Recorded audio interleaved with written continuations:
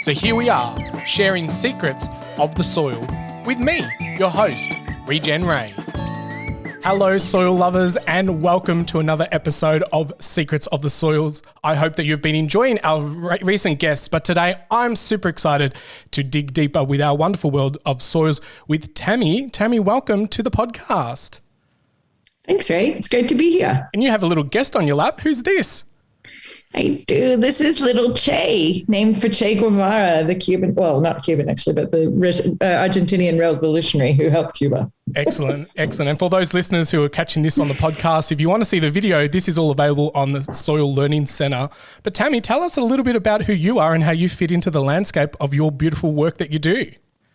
Well, right here, I fit into the land of the Dja Dja Wurrung, whose elders I'd like to pay my respects, past and present. And we've been farming here for about 10 years. And I more recently started a PhD around the agroecological transition and the hopefully biodiversity decolonizing practices of farmers.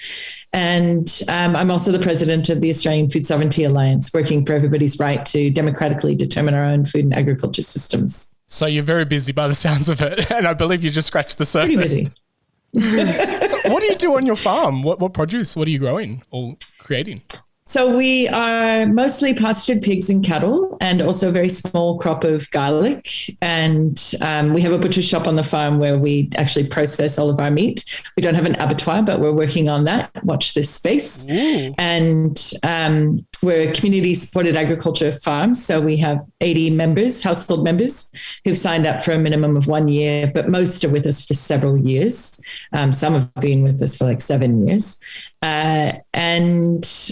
We run, well, pre-COVID, we ran a lot of workshops here to teach people the basics of butchery and more meat literacy, and also agroecology and a bit of food sovereignty. Yeah, I love that. And I came across your work many, many years ago, and I kind of knew what you did. That was a bit of a loaded question, but I love the fact that you created a space that educates and inspires. And I know COVID has put a massive dent in that, but it's been always great to see the images. And I saw your CSA kind of launch many years ago, or not launch, but I inquired about it. And there was like a 5-year waiting list. Has that grown? Is that still the case? It's about a 20-year waiting list now. There you go. So the only reason I maintain the waiting list actually is because then I have a captive audience to send to the other farmers I know who do have room for them in their CSAs or the other ways that they sell. Yeah, I love that, because CSA is such a big, like a new model here in Australia, or not really embraced, not the word CSA doesn't get thrown around. In a nutshell, how do you explain it? So I think community supported agriculture, the simplest way to understand it, some people think it's just a membership model, right? Yep. But it's so much deeper than that. It's a solidarity economy where the people who sign up for your CSA take on the risk as well as the reward of being part of the farm. So we've written about it on our website, some of the ways that we've had to ask for our members to help share our risks when terrible things have happened here. And they've turned up like in spades to support the farm and its ongoing efforts. And we've done the same for them. Through the pandemic, we made sure they got direct deliveries when they couldn't reach their hubs because of the 5K rule. They got little sourdough starters to keep them all busy in the first series of lockdowns. We added to that sourdough craze. Wow. So it's a genuine community vibe where you actually are looking after each other in very real ways. Yeah, I love that. I love the aspect of we're in it together. It's a real partnership, and I really feel like sometimes people start membership subscription boxes and call that a CSA, and it's not for me. It's not the same thing, because I think there's just something really magical in partnering with the farmer or the producer and saying, we've got this together. If you have a good yield, we both win. If you have a low yield, we wear this together. And I just think there's something really magical with giving farmers that security that the produce is sold already before you plant that seed or before you raise that animal. So that intention is just a positive intention, that it's like, I don't have to cross my fingers and hope that this sells. It's already sold. And totally. I just think changing that, where the intention is going and sowing a seed with the intention that this is already sold is completely different energy and vibration than I hope this works out, or I hope rain comes, or I hope we don't get another, natural disaster. So that intention is just beautiful and magical to my heart. And I love the fact that you're bringing the true CSA model to Australia and given it some light. Yeah, and we wouldn't trade it for the world, Ray, because of all the things that you've said. There's the fact that we know that everything we grow is going to this beautiful community we've been feeding for several years. We know that many of them have been there to see us through hard times. Some of them we've seen through hard times too, when they've lost jobs or had reduction in work hours. We've let them, we've continued delivering meat until they're back on their feet. Wow. And so it's very much, it's a genuine community looking after each other. They don't have to worry either where they're going to get their meat that month. And, are they going to be able to decode the labels? It's like, oh, they met the animal when they came up for that day on the farm, right? So yeah, and it's even really wonderful. Helping with picking or planting or, all the farm chores, that real community and really and seeing where the food comes from. I think COVID made a lot of people grow their own food and then realize how damn hard it is. It's not easy to just put seeds in a pot or in a backyard and let it grow. And I really see the conversation of like food nutrition and food quality taking over just kilos on a scale. It's not about how much you get, it's about the quality that you get. So in your opinion, and I know you do a lot of work around food sovereignty, like what does that word mean? I think it's a little bit, ambiguous to some. And so can you just explain and talk to that a little bit? Yeah, so the global definition of food sovereignty is about promoting everybody's right to access nutritious and culturally appropriate food that's being produced and distributed in ethical and ecologically sound ways, and also our right to democratically determine our food and agriculture systems. And that latter part, I suppose, is what the movement here and globally focuses on more than anything, because if everybody has the right to participate in the decision-making processes around what is allowed to be produced by whom, how does it get sold or exchanged within communities, the more we can participate in the decision-making processes in our food and agriculture systems, the more we simply ensure that they are nutritious and culturally appropriate and ethical and ecologically sound. Because when people participate, they tend to drive the kind of quality and standards up. But when they can't see it, they can't do that. Yeah, out of sight, out of mind, and just completely disconnected from the way that it all works. And I believe you co-authored a book about radically transforming the food system from the ground up. And we throw that word around a lot about the ground up approach. Explain that a little bit further. Like, what do you mean by ground up? And I want to see if it matches my definition.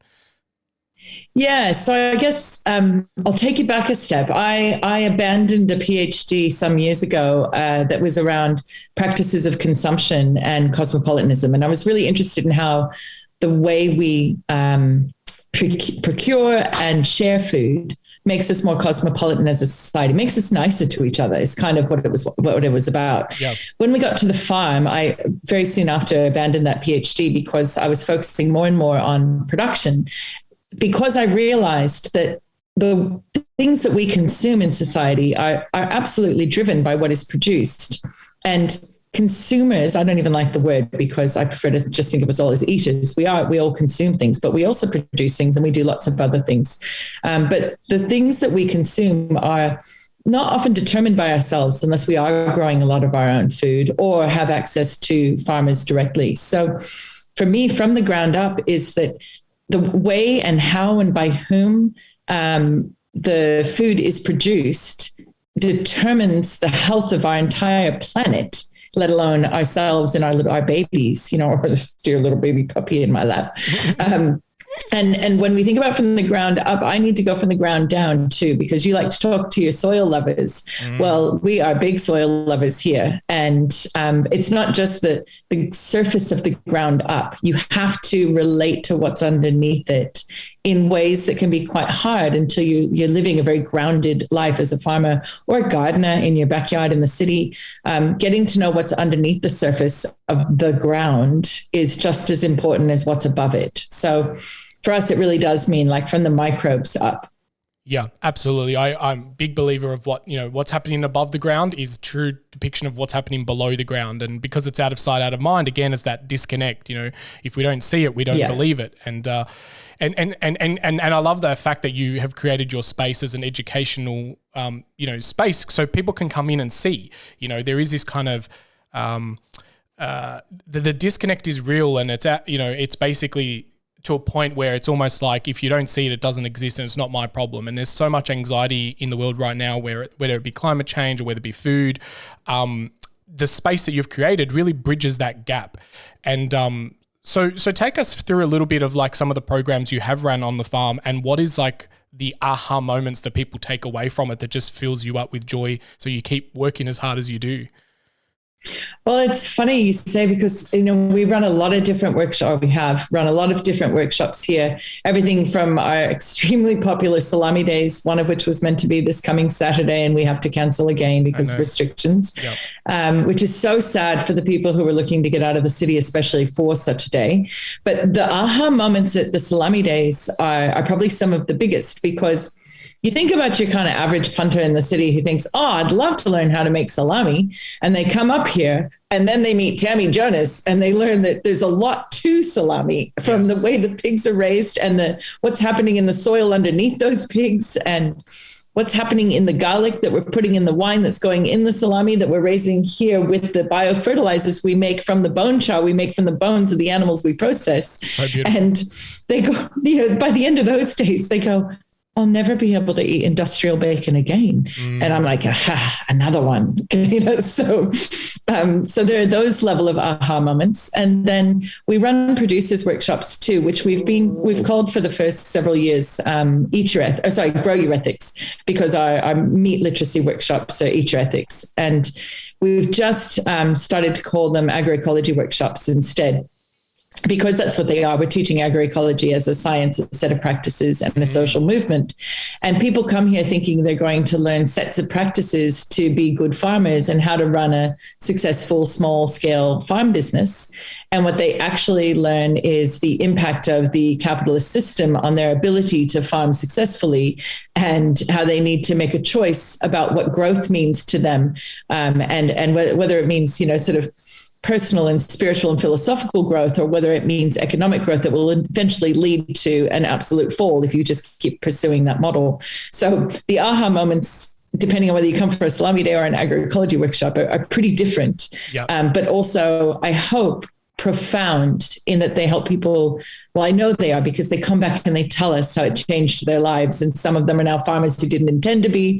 Wow. And some are, won't eat shedded animals anymore. And there are a lot of aha moments. And I love having people here on the farm and sharing what we do and learn and are still learning. Yeah, I can't wait to get out there. It's been on my bucket list for a little while. Education is very near and dear to me. And salami making day brings back a lot of memories for me. I grew up in the, Italian household. We did all this in our own backyard. We made salamis a couple of weeks ago. We couldn't all participate. But as a child, I took this very much for granted. Like, salami making day was a chore. It's like, oh, not again. Like, what? And there was a lot of yelling, and my dad didn't get along with my grandfather, and my grandmother wanted to do it her way. And there's some negative connotations there, but just seeing how excited people get. And I go, wow, I had this as my upbringing and I took it completely for granted, and I had those moments, getting more into this space and just seeing how excited people get, salami making day, sauce making day, wine making day, all those things were just chores for me, my upbringing. And very grateful that I was able to live a little bit of that kind of retro suburbia movement in the outer suburbs of Melbourne. Now, you've mentioned the word agroecology. I'm not sure if that's thrown around a lot. Just for our soil lovers who are listening, what's the definition and why does that matter? Yes, so agroecology is not unlike what soil lovers all over would have heard of as regenerative agriculture, except it goes a little bit further, I would argue. Yep. And others have argued well before me. It's not just a change in practices that are better for land, which regen farming absolutely is, and I'm hugely supportive of. It's also an economic and political movement. It's trying to unshackle smallholders, especially from capitalist systems, so commodity inputs and also selling into commodity markets. A lot of regen ag farmers are still trapped in that economic system.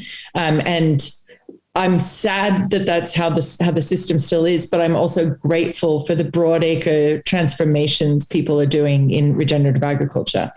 As a social movement, it's not only trying to help people unshackle from those capitalist economics, but it's also trying to reform our very legal systems to support rural communities and smallholders in their efforts, where we have a lot of legislation that is designed for the industrial system and to keep the smallholders down in a way. And we're trying to change that. We work with governments, everything from local government through to various bodies of the UN, to try to transform policy to make what we do the norm. Yeah, I love that. So lovers, I really want you to get a bit of an understanding of that. And if you have to go and dig deeper and do your own little research, I really encourage you to do that. We're going to take a quick break, but after the break, we're going to dig deeper into the impacts of the current society that we currently have. All right, you've been hanging out with Tammi and Regen Ray. Welcome back. Tammi, I have loved this conversation so far. I haven't even had to lean on some of the questions that I have as backups because I feel like we can talk about this for years and years. But you've mentioned a couple of times about the impact on the government, the society, the legislation, the current system. And I really want soil lovers to just sit here for a moment and visualize the current system. And Tammi, if you can share to we're currently on course if we don't change the world we currently live in. What's the big impact? Oh, mate, so I was camping when the IPCC report came out, but I've seen the summaries of it. And we're on track for something so horrendously severe that even our farm that has been working for positive change for a very long time is thinking harder about working more formally with the local community around mutual aid and ways to support each other in localized food economies. We've actually just installed solar so that we're no longer reliant on the grid as of today, literally. Wow. Our only fossil fuel remaining in our system is for our vehicles because we still run them on diesel, but watch this space. We're talking about how to build some more housing on the farm so that our own children will be able to move back here when they become kind of urban refugees. So that's how seriously we're taking it here. And the one that agriculture tries to address, and I think is doing a great job, whether you're talking regen ag or agroecology, is about carbon sequestration and reducing emissions. And all of that is terribly, terribly important. And running animals in holistic planned grazing and ensuring 100% ground cover and planting more trees. And all of those things are terribly important. And also not bringing in commodity supplies from far away with long supply chains. Same with selling them into long supply chains. But without a change to other extractive industries, i.e. mining, we're scratching the surface. It's actually going to take collective efforts from organizations who are lobbying government to change those things. And also the constant logging practices. We drove through some terrible bits of logging around the Murray that were just so depressing to see that they're still holding out any of the old growth trees they can find, because they're our ticket to have lungs for the earth still. So we can't just sit in our houses, whether you're in the city or the country, and moan about it. We actually have to collectivize our efforts. We have to make our voices so strong together that the government has to listen to us. Yep. And so what are some of those steps in the right directions that you can encourage our listeners to do? Because I'm aware that there is a lot of, scared and anxiety feelings at the moment. And I don't know how much this has to slap us in the face before we wake up. And if you just look on social feeds, and I made a video last week about how this isn't the world that I want to live in or, bring our kids into.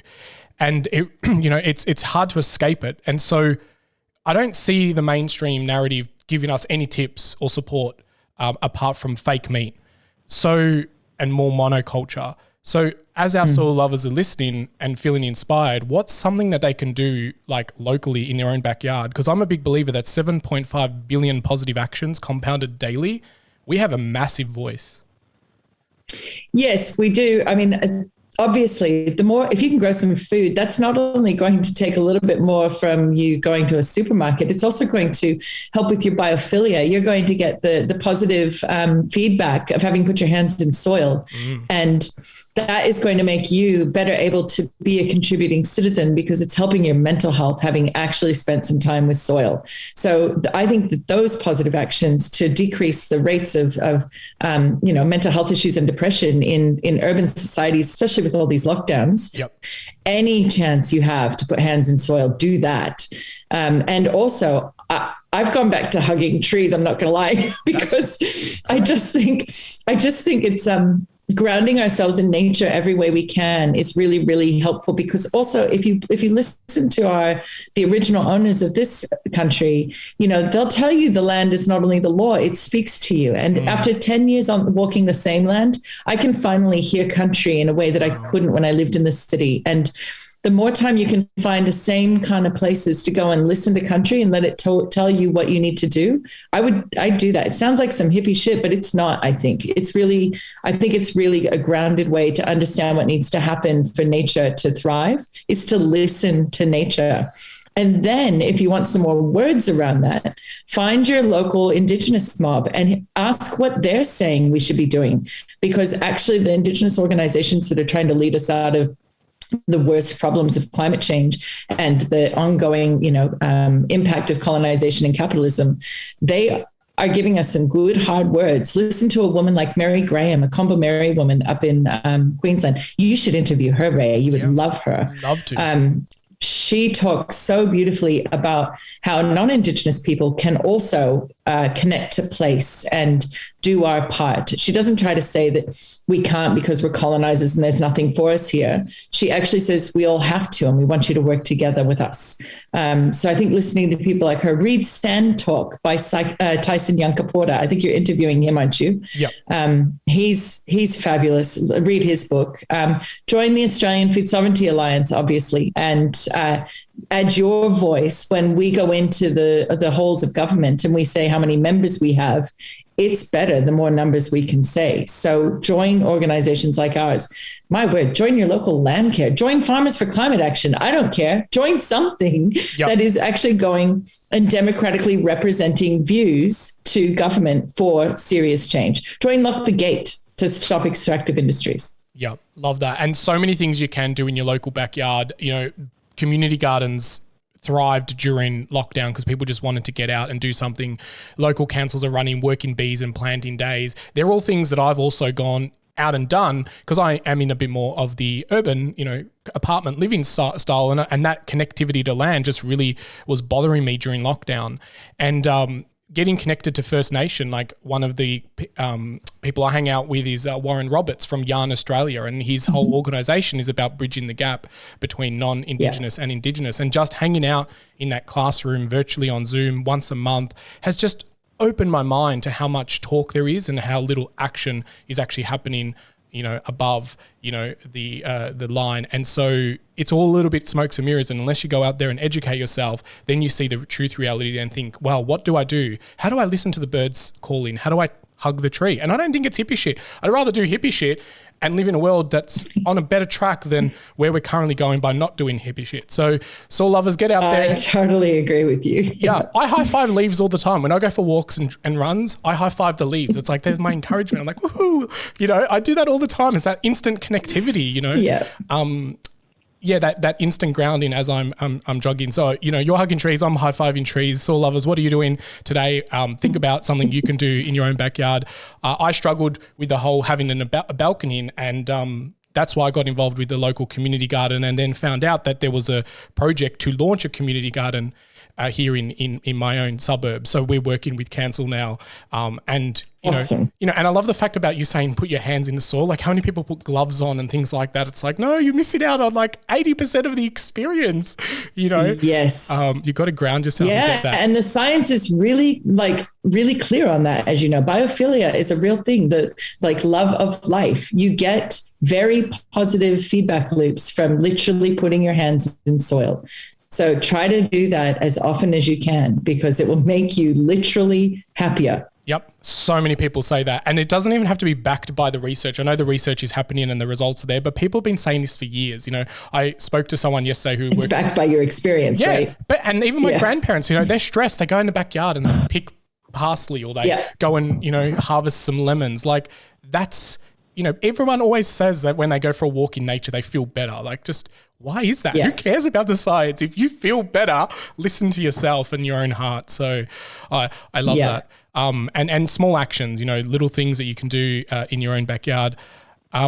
You've mentioned the word regenerative, and I know, it's all part and parcel about what we do above the ground, but what does the word regenerative mean to you? Not just in agriculture, but just the word regenerative. Yeah, I guess I'm of that kind of group that dropped sustainable before most people did, because why would you sustain something in such bad condition, and took to regenerative, back when Charlie Massey was first pointing out why we needed to think more regeneratively rather than just sustainably. And so the idea of regenerating something is to take its genesis, its generative abilities, and take them up another level, like constantly improve upon, not in the same sense of like Enlightenment ideals, not like because nature's not good enough and we need to make it better, but because if you see soil that's compacted, and what as a farmer is that means there's nothing alive under the surface of that compaction. You've killed the microbial life by taking away all of its oxygen, all of what Walter Yeni, calls its cathedrals in the soil. It's got no humus in there. And so to regenerate that means to bring life back into it. And not because it should have a tower on top of it that would make it better, but because it should have more things, more diversity and more life happening within it. And that would be regenerating soil for me, is bringing back as much of its life and as much of its diversity as you possibly can that it wants to express.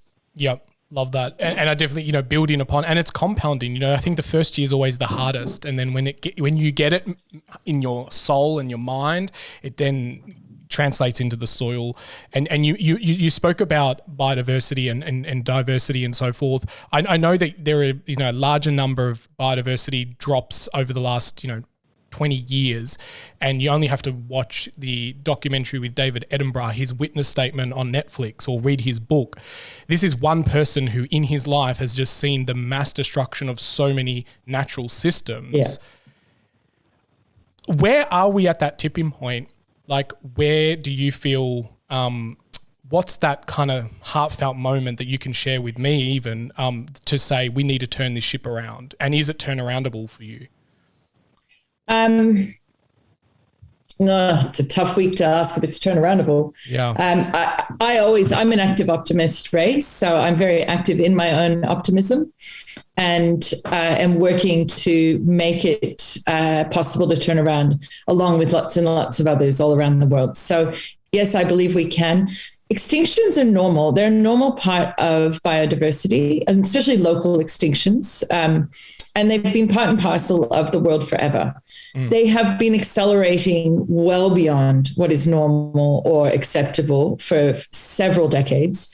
The UN is currently working on the new post-2020 global biodiversity framework, a piece of work that started the year before the pandemic, and so has been delayed. But we're in meetings of something called the Convention on Biological Diversity on Zoom at the moment regularly, trying to work towards a framework that all the nations of the world can agree to actually preserve and protect biodiversity. Now, the thing about that moves me is obviously diversity in our lives generally is healthy. It doesn't matter whether you're talking biodiversity or social diversity. Like, diversity is good for us. Encountering difference is good for us. And it also makes for more resilience in our social and our ecological systems. The part of biodiversity that I love to talk about is agricultural biodiversity, because often in like these UN spaces, they treat biodiversity as something that happens around the boundaries of farms. It happens in the shelter belts. It happens on the edges. And that is why we continue to lose agricultural biodiversity, because we don't think about what we need in our soils in terms of microbe biodiversity. We don't think about the diversity of our livestock. We're down to like, I can't even remember, it's something like 6 common breeds of cattle, maybe 12 of sheep, and yet there are thousands more. But 66% of our food comes from 9 foodstuffs, like 9 major sort of grains. So we are not eating in a biodiverse way at all. And we should be supporting systems, whether it's little farms like us that are livestock that run rare breeds. We have large black pigs here and speckle-line cattle, or whether it's, your market gardeners there's a beautiful farm, transition farm down the Mornington Peninsula, and they've shifted from being a CSA vegetable farm to producing seed for smallholders, because all the seed here is grown by big US companies and it's all being reduced in the diversity that's available. So seeking out people who are trying to support biodiversity, that's how we're going to turn the ship around. Also people like me being part of collectives that lobby the UN and the federal governments and the state governments and the local government to change their practice, stop spraying glyphosate on the damn nature strips. And so you support those things, but also just buy biodiverse foods. Yep. Don't just buy the same breeds and seeds of the same things all the time. Go seek out difference. Oh my goodness, go find a good Romanesco, right? Rather than just you straight up whatever the standard broccoli is in Coles. That's what we need to be doing, and it's a delicious way to fix the problem. Yeah. Right. Yep. And so many people who go. What excites me about turning the ship around is that it's joyful and delicious. Yeah, I love that. And so many people I speak to go, when I start eating different food, I eat less. It costs me less, even though you feel like it costs more, because it's so nourishing and nutrient dense. We eat less. It's like there's a solution to our food shortage problem. We can all eat a little bit less if there is nutrition in it. But if we eat a full meal and then we're still hungry, we have to ask why, and asking better questions. And that buying power and that decision that most households can do, even buying one product that is different, or a different seed breed, or support, getting seeds from, a local seed producer. I've seen a lot of people get into the seed industry over the last 12 to 18 months because it was one of the first things that ran out along with toilet paper when the pandemic hit, because people went, I got to eat, and and deal with the other part of that equation as well. So it's like food is a massive, massive thing. It's, the first things that ran out in shelves, and the logistics system proved to be not stable to support something like that. And so, by that voting with our wallet, supporting people like yourself, so that way you're enabled to keep doing the work that you're doing, coming along to events, being around like-minded people. It is completely contagious. I got the bug, and I love this bug, digging deeper into our soils has been unstoppable for me, and I love it so much. I want to ask our signature question, because I'm really keen to hear your answer to this. So you ready to be the voice of our soils? I think so. Awesome. Let's do this. So if you were to embody the soil and become its voice, what would you tell us on the planet Earth? I think what I would tell you is that I am related to you, and I am related to the things that feed you. I'm related to the animals. I'm related to the water. I'm related to the air. I'm related to everything in your life. And so when you are making your decisions about what you eat or what you wear, for that matter, the various parts of your day, think about me and all the other things I'm related to, and where do they come from, and how healthy are they, and how biodiverse are they? And also in this country, remember that I wasn't actually ceded to you if you're not Indigenous. And what are you doing about that? What are you doing to put First Nations peoples first in your decision-making processes throughout the course of your day? Remember my original owners, and see what you can do to listen more to them. Absolutely. Beautiful. Original caretakers, original, just nurturers. And we definitely have lost that. And it saddens me the more I learn. And I think, what you just shared there, because like everything is connected. It is a domino effect. And that unrealization of the fact, so many people that I meet now don't realize that plants take nutrients out of the air, and feed the soil. Like roots give probably more than what they take, and they're all connected by the mycelium network, and they're communicating to each other. And it's like, if we could see the connectivity underneath the soil, and we said, this is like the internet, you wouldn't go and till up the internet wires and disconnect yourself from the internet. But we do that every day and disconnect all the plants and the trees and Mother Nature. And I know that, you mentioned in your bio about, referring to the planet as Mother Earth, and if it was our mother, we would treat it better.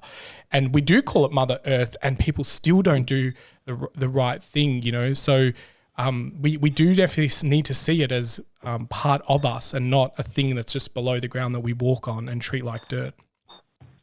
Yeah, and we can't treat Mother Earth just as a phrase we use. We need to actually more like the, you know, Indigenous elders of the world, like think of it truly as our mother, not just as a phrase. Yes. Because if you actually think of the earth as your mother, you are not going to just unthinkingly dig into her because you wanted to, you know, clear some area or pull trees out of her. Like, you're just not going to do that if that's the way you're thinking about things. So I think I'd add to that, you know, Wendell Berry, one of the greatest agrarian thinkers of our time, years ago said eating is an agricultural act. Michael Pollan, maybe a decade ago, said eating is a political act. And my contribution these days would be, I'd like to say eating is a relational act. Every time you eat, you are relating to many, many things via land, always via land. That's what the first peoples in Australia certainly are telling us, that land is the law and it tells us everything. And what we relate to comes from that relationship with soil. So whether you're having an apple, think about the tree, think about the soil it was in, think about whether it was in a monoculture of orchard that didn't have any grass or anything growing in between because it'd been sprayed. If it's been sprayed, it doesn't have any microbial life underneath it either. Do you know that if you do that, you do know this, Ray, but maybe the other soil lovers out there don't know.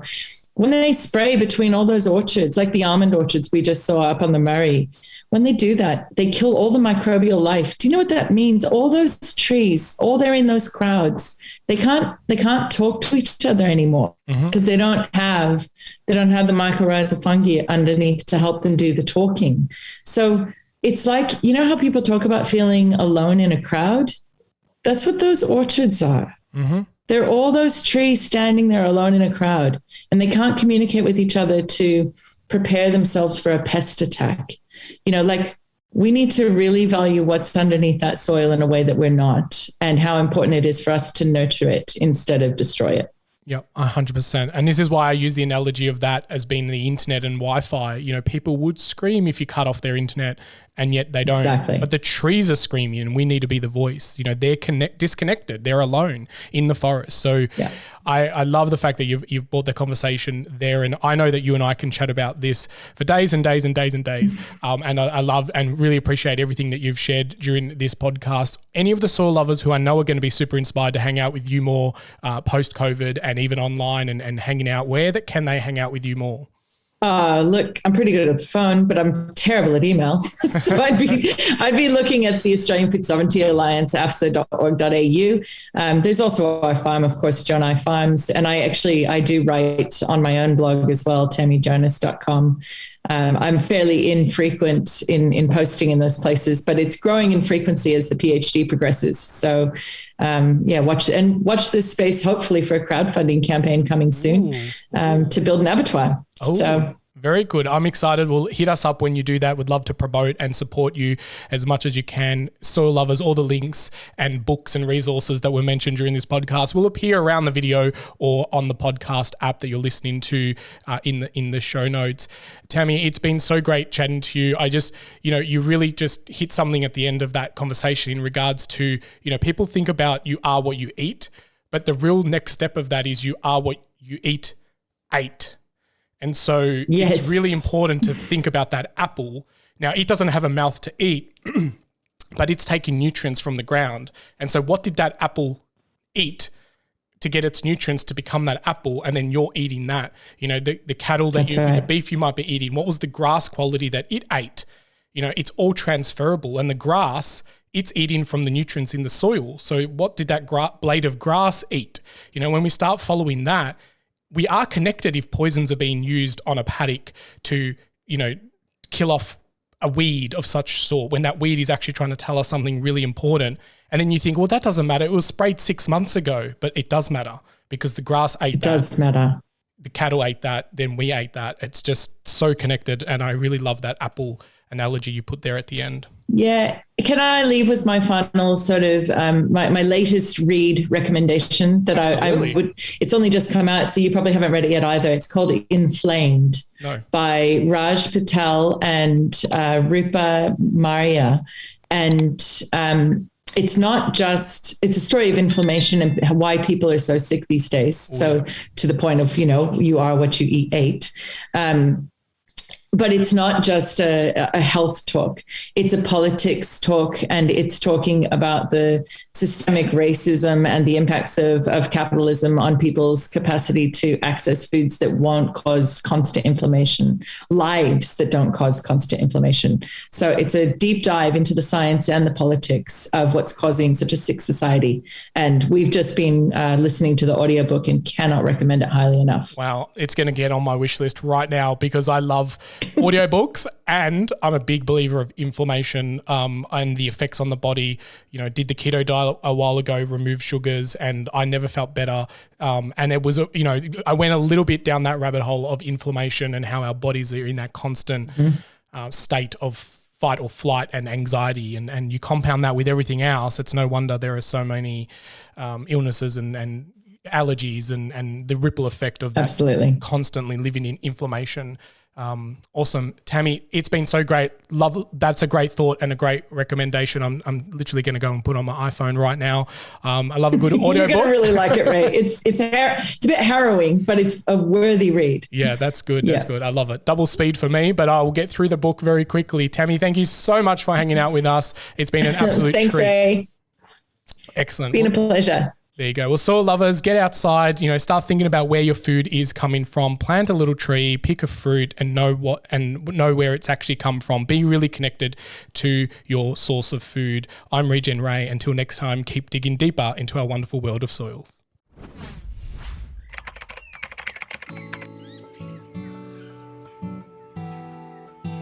Well, soil lovers, that's enough secrets for one episode. I really hope that you enjoyed all the secrets shared during this conversation. But hey, let's not keep it a secret.